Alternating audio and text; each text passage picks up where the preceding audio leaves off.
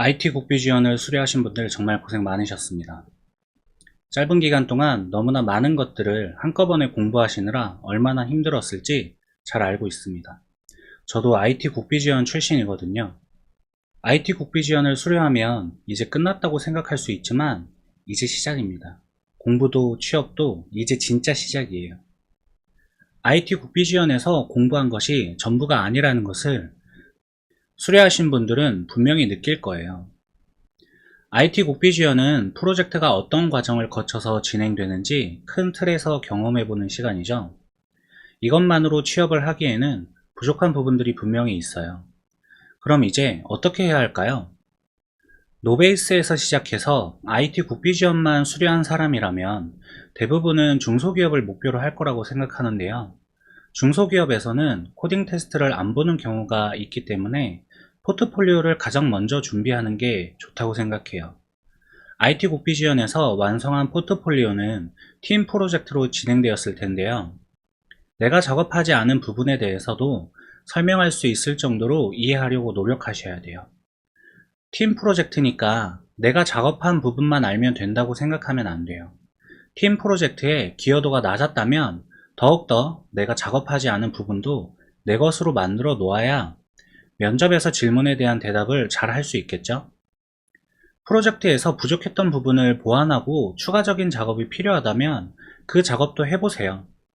팀 프로젝트로 했던 거라도 이제부터는 내 프로젝트니까 스스로 개선해보시면 좋겠죠. 다들 취업 준비하느라 팀원들과 일정을 맞춰서 작업하기도 힘들 테니까요. 보통 세미 프로젝트와 파이널 프로젝트를 해서 두 개의 프로젝트를 했을 텐데요. 그나마 쓸만한 건 파이널 프로젝트 하나일 거예요. 그렇다면 취업 활동을 하면서 빠르게 최소한 한 개의 프로젝트는 더 해보세요. 두 개면 더 좋고요.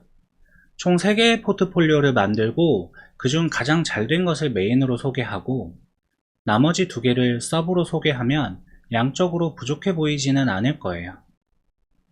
강의나 책을 보고 따라해서 만든 포트폴리오는 내가 했다고 말하지 않았으면 좋겠어요. 그 포트폴리오를 기반으로 정말 많은 부분을 변경했다면 그거는 괜찮을 것 같아요. IT 국비 지원을 수료했지만 포트폴리오를 만들 만한 실력이 아닌 사람들도 분명히 있을 거예요.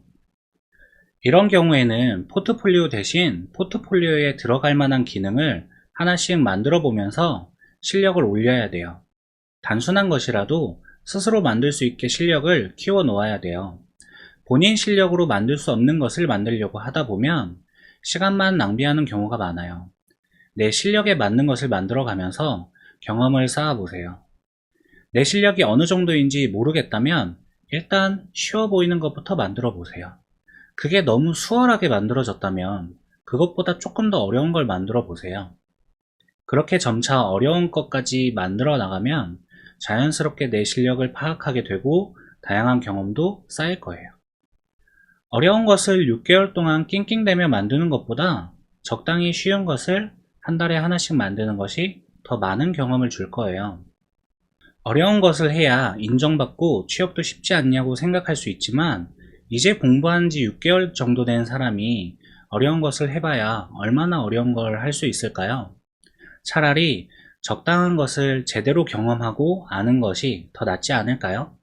어려운 거를 겨우 할 줄 아는 사람보다 쉬운 거지만 제대로 하는 사람이 회사 입장에서도 뽑아서 바로 일을 시킬 수 있어서 더 좋지 않을까요? 포트폴리오 작업과 취업 활동을 동시에 진행하셔야 돼요. 포트폴리오 만든다고 취업 활동을 미루면 안 돼요. 그러면 이미 뽑힐 사람 다 뽑히고 나만 남게 될 수 있어요. 동시에 진행하면서 지금까지 작업한 것만으로도 뽑힐 수 있는 곳이 있다면 일단 취업하세요. 취업한 이후에도 포트폴리오 작업은 회사 일과 병행했으면 좋겠어요. 취업했다고 끝난 거 절대 아니에요. 회사 일이 힘들고 피곤해도 다음 이직을 위해서 혹은 지금 입사한 회사가 블랙 기업이라면 퇴사하고 다시 취업 활동을 해야 하잖아요.